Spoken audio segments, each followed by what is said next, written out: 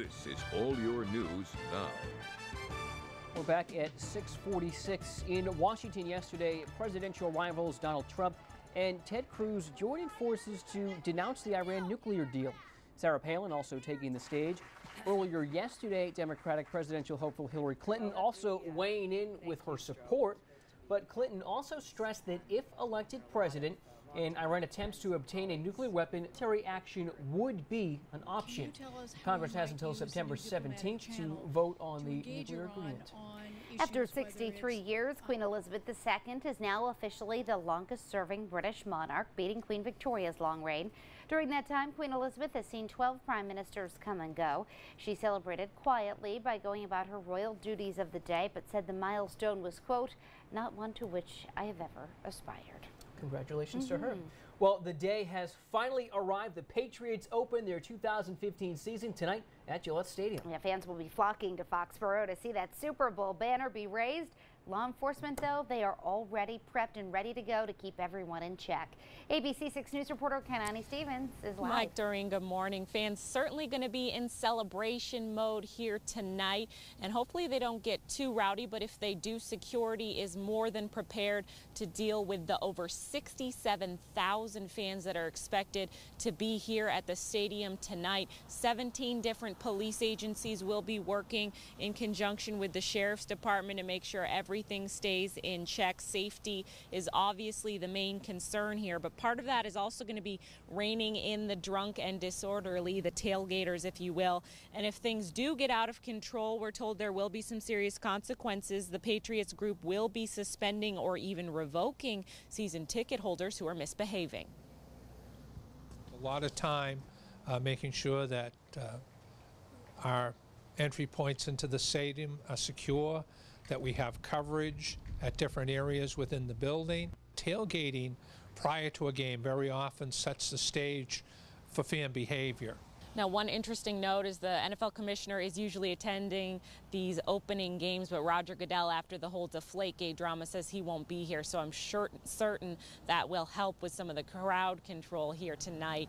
Also, the parking lots are going to open around 4:30 for tailgating. Security asking everybody to get here early and get in your seats early by at least 8 o'clock, as that Super Bowl banner is going to be raised at 8:30, and nobody wants to miss that. Live at Gillette Stadium in Foxborough, I'm Kenani Stevens, ABC 6 News. All right, Kai, thank you. And all that talk about moving the Paw Sox out of Pawtucket and into Providence may have had a big impact on attendance. The season ended with the team seeing its lowest numbers in over 20 years. Attendance down nearly 10% from last year.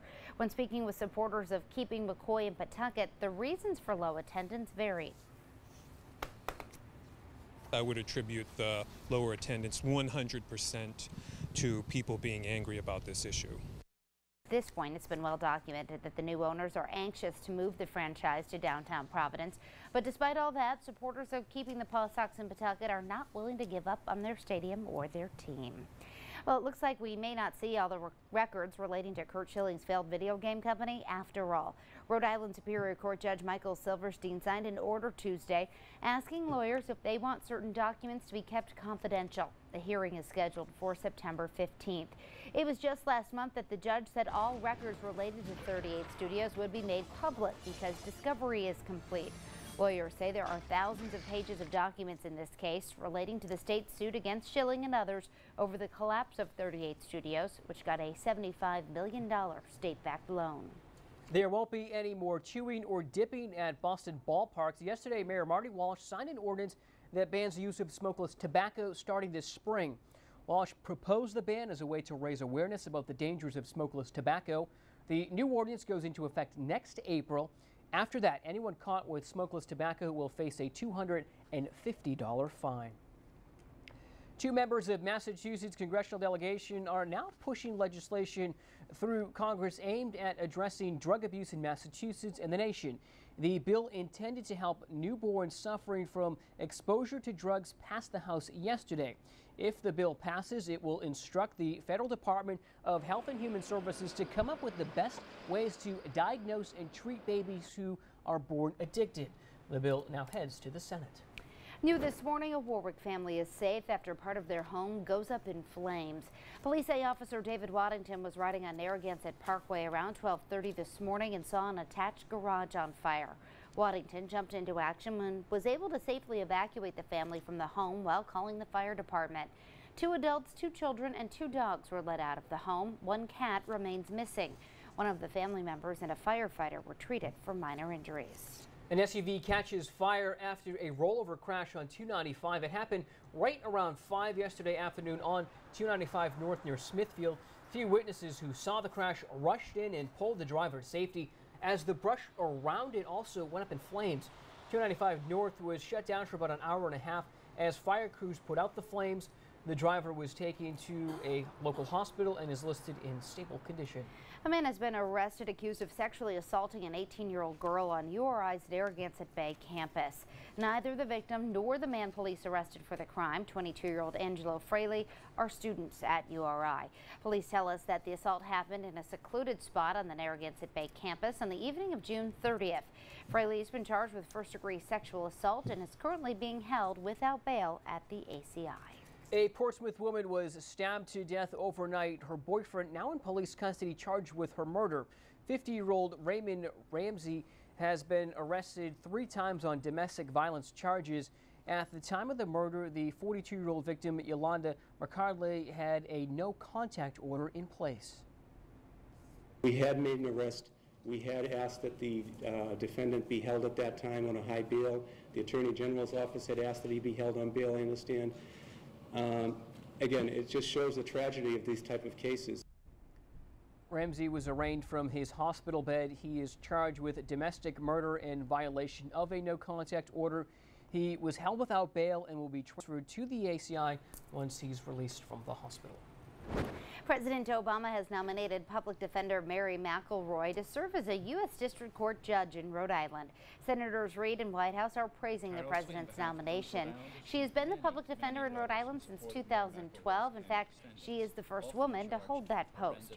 Her nomination will now go to the Senate Judiciary Committee for confirmation.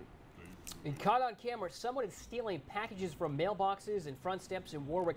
Cops say 2 people, including the woman spotted in this video, were driving on Manola Avenue on Labor Day stealing packages.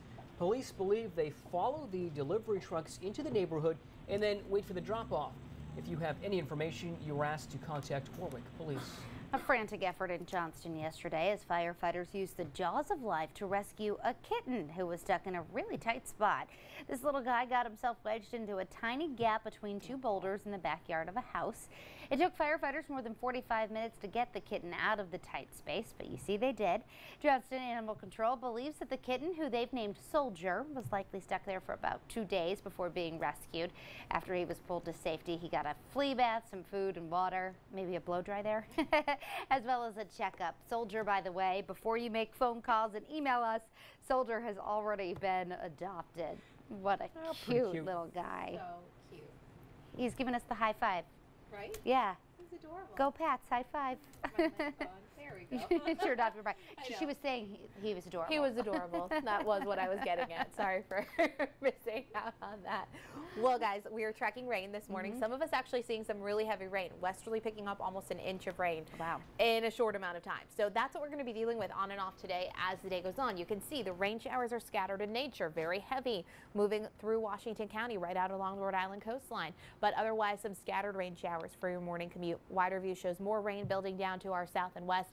And we do have on and off rain showers becoming more widespread this afternoon. Heavy at times at Gillette this evening, especially for tailgating and earlier in the evening, and then gradually kind of tapering off overnight, but still some showers linger tomorrow, Saturday, the pick of the weekend.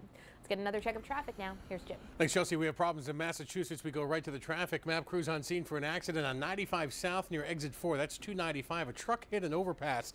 2 right lanes are closed. There's delays on the southbound side, and there's delays on the northbound side for the Curiosity Factor. In Providence, 95 North is slowing down right near the mall and the state offices exit. Southbound on your brakes after the 146 merge towards Atwells Avenue. 146, some minor delays onto 95. 195 westbound, a little slow at the 95 split. That's your latest Clean Care New England traffic update. Thanks, Jim. Let's head down to New York City now to see what's coming up next on GMA. Good morning. Coming up next here on Good Morning America, an ABC News exclusive. Former tennis star James Blake speaking out about being detained by police after cops mistook him for a criminal suspect. He joins us live to open up about the ordeal all night on GMA. And coming up today on ABC 6 News at noon, an artist drawing some attention by painting a mural off of 95. You might have seen it and you might be wondering all about it. We're going to have all the details for you coming up today at noon. All right, eye on the sky for the Patriots game tonight. Okay. Yes. All right, that's going to do it for us. Good Morning America's next. Hope you'll join us for the news at noon. Have a great day.